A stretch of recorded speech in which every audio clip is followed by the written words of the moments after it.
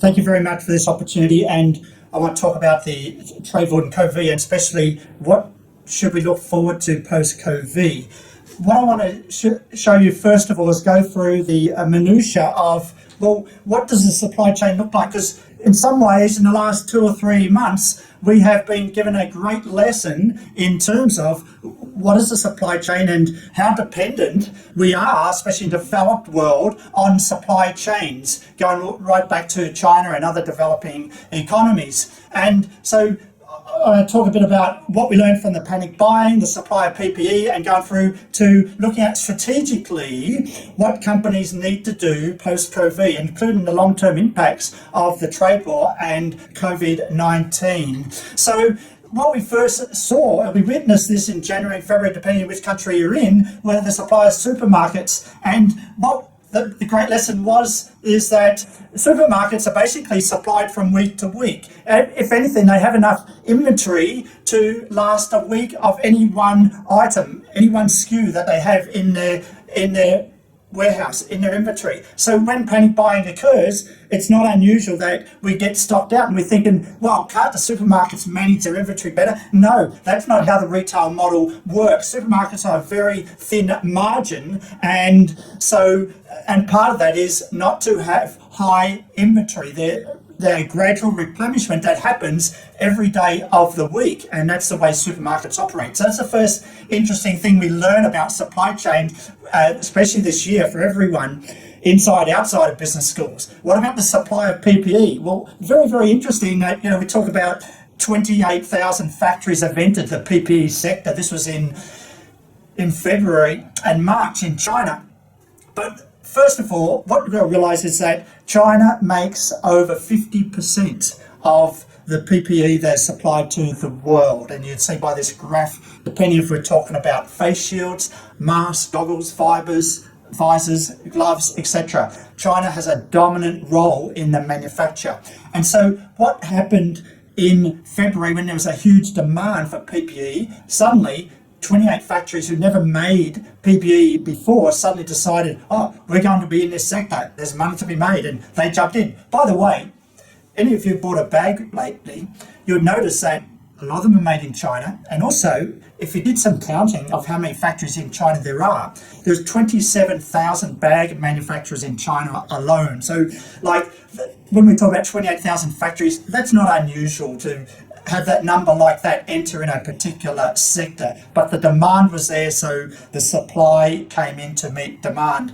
So there was a lot of change in the daily output of protective clothing, and it increased from less than 20,000 pieces in the early stages per day to the current 500,000 pieces a day. N95 masks, very, very interesting. Let me just show you a real case study.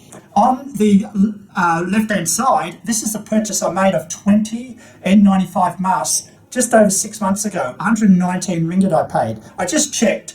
The same package I could buy today on the same platform is 300 ringgit, nearly 3 times the price change. And that's an outcome of the supply-demand disparity that has occurred in the last 3 months. Okay, so there's a lot of new entrants that have come in terms of the supply of PPE, looking to make a quick buck. But what happens?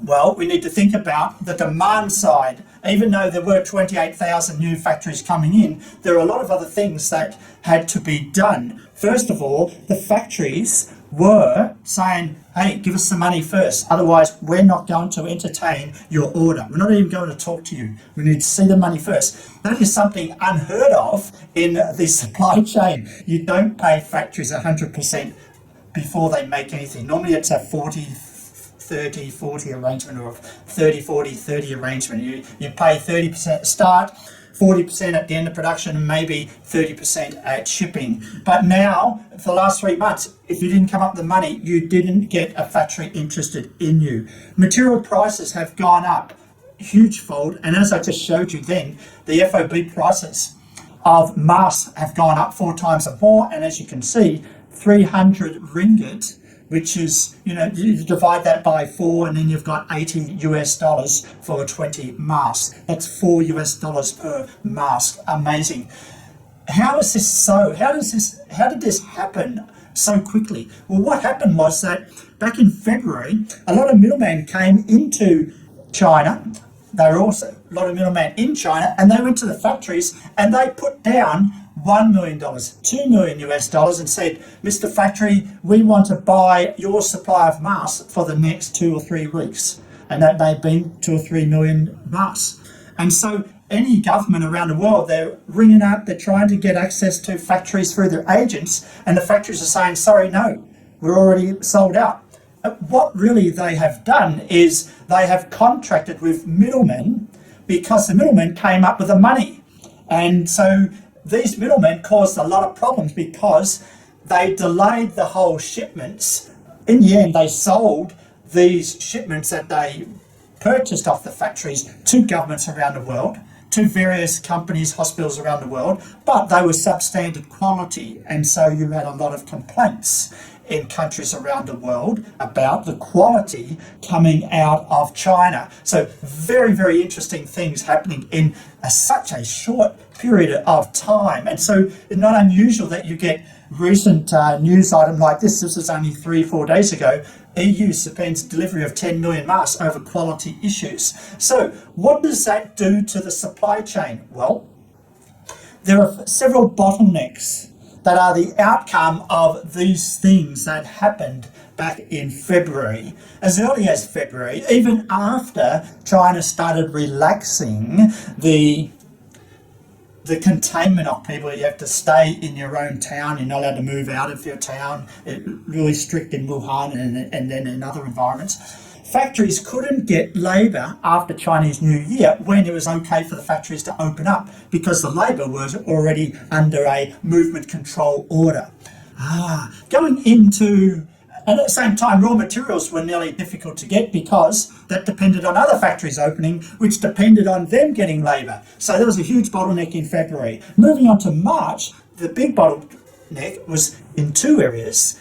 The first was in the air freight. So what do we mean by that? Well, about half of the air freight around the world at any point in time is delivered by passenger planes. That is, when you go from A to B as a passenger for your little holiday, then at the bottom half of your plane is full of your luggage, but also cargo, also freight, also stuff that you order on Amazon or online to be delivered into another country. So suddenly during March, when the developed countries said, sorry, we're going to stop air flights, suddenly half that cargo capacity zero overnight. And that caused huge bottlenecks at warehouses in China, at airports in China. Not only that, in March, there were regulations. The China government, obviously feeling displeased by complaints overseas about the quality of the products, said, well, hang on, we don't want any more of that. And they issued a regulation in March saying all PPE producers, that 28,000 that got onto the bandwagon, you need to register to supply local businesses, shops, hospitals, etc. Now, most of these factories that set up for the PPE, they have an export license, but they never sold domestically. There wasn't much profit in that. But suddenly the government said, no, you need to register to supply domestic. Okay. So that took a long time. So factories now took 1 or 2 weeks to get registered to become a domestic producer and supplier before they could export. That's a huge bottleneck. Moving on to April, suddenly air freight goes up because capacity has gone down. But in the 10th of April, the China government say, well, sorry, our regulation is not enough. We need to do more.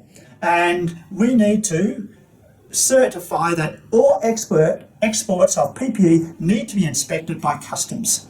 Otherwise, no export. Wow, what another bottleneck that was created. So February, March, and April, this is one after another. There was regulation, there was various supply bottlenecks caused by the lack of labour and also the lack of air freight capacity. Wow. So you can understand why there are so many gyrations between supply and demand for PPE, and even in May right now, it is still difficult to get efficient supply of good quality PPE around the world out of China. It is still a challenge, and factories are still requiring money up front. Okay, let's move on to how this transfers into thinking about the long term. And so while I've just brought you into the minutiae of the last 3 months in terms of thinking about, well, what's been going on here? It's kind of like the world has been given a lesson in terms of, well, you cannot ignore the supply chains of this world. All right. Otherwise, you cannot get what you want, as you've always gotten prior years. Okay, what does this mean for companies that are managing these supply chains, not for the end consumers? Well, the following is, there's huge uncertainty has been created, not just by COVID, but by the trade war over the last 2 years, 2018, moving into 2019 especially. And for SMEs, that is a huge risk factor that could not be ignored like an MMC could, because an MMC, they could say, well, let's move 10% of our sourcing from China into another country. We'll still stay in China for other reasons because we want to sell in China, etc. SMEs have a different business model. For one thing, to survive, they need to be focused. Maybe they're sourcing from China because it's low cost. Maybe because it's efficient labour. Maybe they can actually flexibly get a design to market very fast for a particular industry like electronics because of the ecosystem. Well, SMEs have been beset with huge uncertainty because of the trade war, because of the Covid-19. In some ways, the trade war had kicked it off by forcing SMEs to come to the negotiation table with suppliers and say, look, Mr. Supplier, look, we cannot wear that 10% or the 15% tariff that we have to put on our landed goods in the USA. We need you to share this extra tariff. We want you to share 5% or 7% of this extra cost. And this is the negotiation that SMEs have had to have with suppliers. MMCs also, but they have a little bit more power to push this question through the negotiation. SMEs, really, if they could not fulfill that negotiation need, then they're under stronger motivation to actually say, well, we need to move our factory out of China into another country. And some SMEs have done that. Well, we're talking about regional brand names like, we're talking about Crocs. They moved out of China. And we talk about a robo vacuum cleaner company moved out of China and set up production in Malaysia in the last 12 months.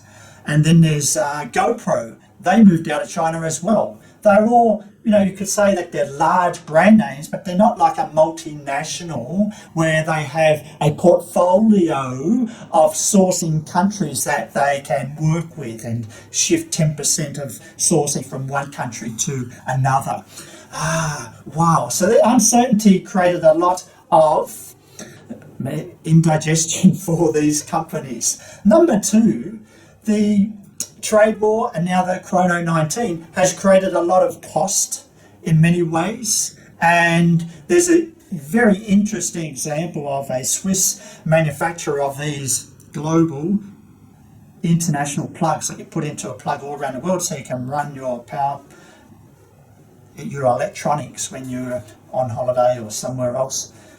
Anyway, that factory moved out of Guangzhou to Thailand for 3 reasons. One was they wanted to protect their IP, they felt there was a bit of under-the-table money going on, and the labour costs were inching up. For the last 10 years on average in Shenzhen, labour costs have gone up 15% per year. Like that's double every 6 years. It's huge. So they went to Guangzhou. They went from Guangzhou to Thailand. I was talking to the CEO of this company and I asked him after he moved 6 months later, I said, how did your move go? And he said, well, the Bangkok government put up wages by 40%.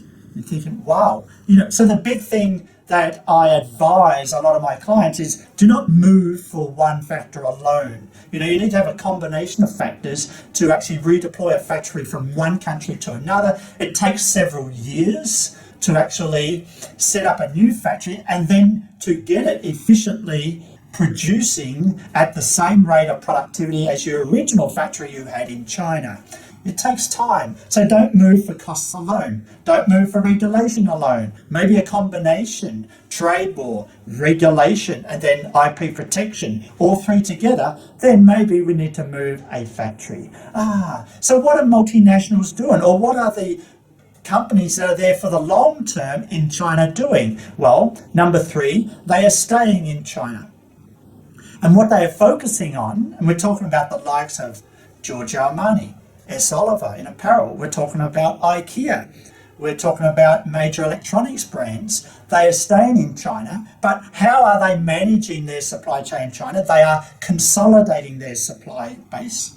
They are also focusing on getting more transparency over their second tier suppliers and their third tier suppliers through sending in teams to actually go and visit the second tier and third tier suppliers. Apple is a big example of that. In any one time, they have 500 or 600 of their own engineering team on the ground at any one time in China. And also, these companies are using virtual design teams, where you've got Giorgio Armani from Milan in Italy. The design teams would do something in Italy, they send something over the email to the factory, and then they would come back and backwards and forwards over several days and then into weeks and finally get the right design to produce. Now they're sending teams directly to the factory in China to spend weeks on end to speed up this design concept to market. They're doing that now in the age of internet? Of course. This is interesting, isn't it? Internet, you would think, well, we don't need to do that anymore. Yes, we do. The smart multinationals are focusing on their supply chains increasingly in a monitoring way, not in terms of a managing from a distant way. And, there's much more collaboration in the partnerships.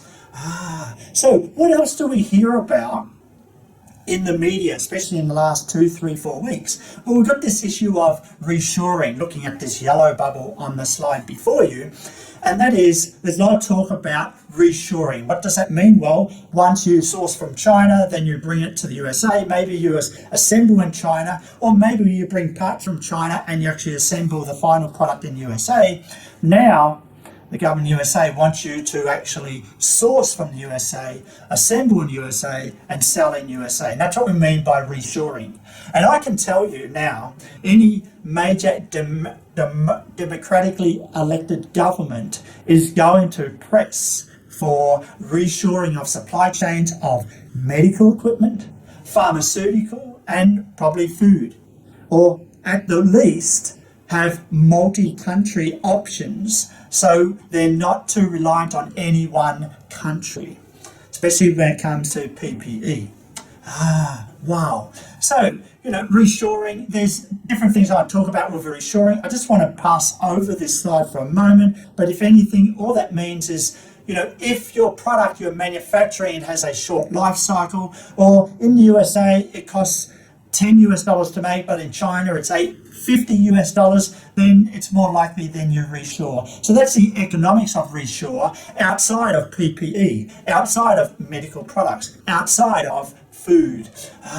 What about staying in China? As I said, the smart multinationals are staying in China, especially if they have labor-intensive manufacturing, especially if they have a highly manual process, and especially if, still they're making toys, they're making promotional items. You could go into Guangzhou, you could go into different expo centers that are open 365 days a year in China, in Hangzhou, in Ningbo, and actually see products that you can say, oh, I want to make toasters. And you can go to a vendor, which is basically a factory outlet, and they'll have 20 different designs of toasters. And you can actually tell the person right there and then, as an importer, as a buyer, oh, I would like that design, and if you can put my brand name on that, and then they can make that for you in a matter of weeks. Like, that would take a much longer time to come together with the design, and then to make, and then to qualify, and then to ship to your local market, because now you've reshored. You cannot do that outside of any other place outside of China, and that is go and actually look at a lot of manufactured items on the shelf and actually ask for your brand name to be put on those items, and then order on the same day and actually get a shipment in weeks after that order. That's something you cannot do outside of China. So keep in mind, staying in China definitely has the best of a lot of good worlds, especially the ecosystem, especially the massive labour, especially the low cost. These will keep a lot of businesses from sourcing from China post-COVID. Okay, so what about other countries? Well, let's go to Vietnam, or let's go to India, Bangladesh, let's go to Malaysia. What you've got to realise is that now you've got to think about infrastructure, actually getting your goods from the factory to the port. And then hopefully you would have enough room on the ship to actually ship, because on average, each of those countries I mentioned, they all have less than 10 million TEU, that's equivalent 20-foot container equivalent capacity in their ports.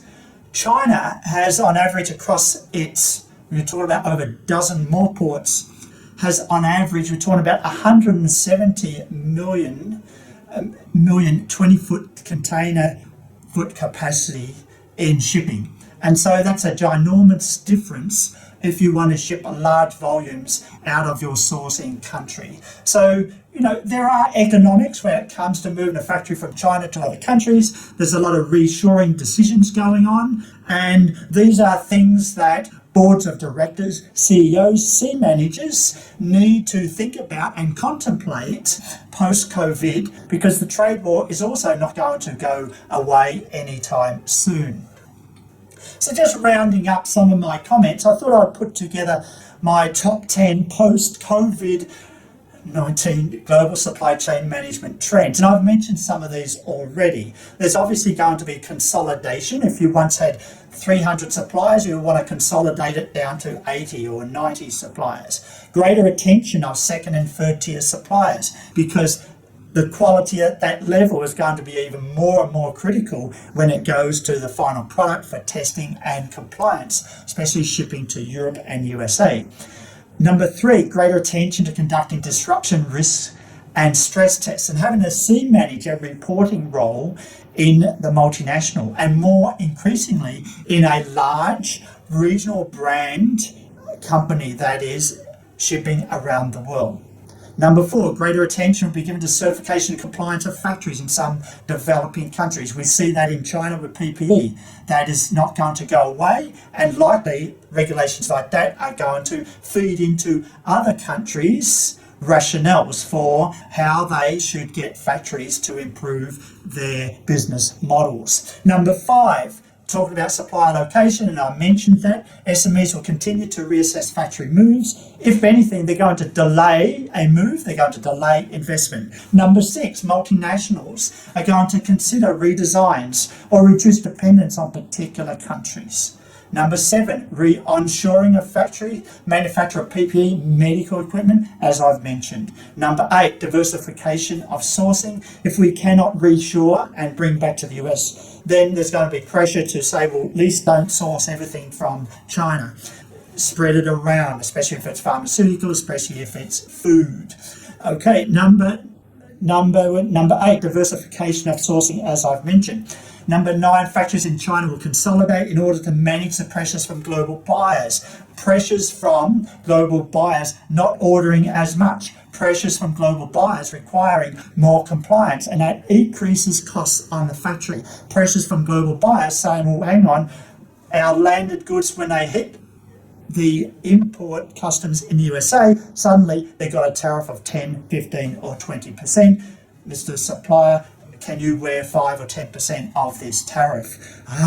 So in order to wear that, factories in China will have to be larger in order to survive. Number 10, there's a greater push for making online internet platforms to take greater responsibility for the substandard, non-compliant products sold in developed nations. So that's all I want to say in terms of the post-COVID GSM trends. Of course, there are questions I'd like to go through. I've listed them out in the PowerPoint slide, and I'm happy to go into the questions. If you permit me to just take a sip of water, and then we can get into the questions.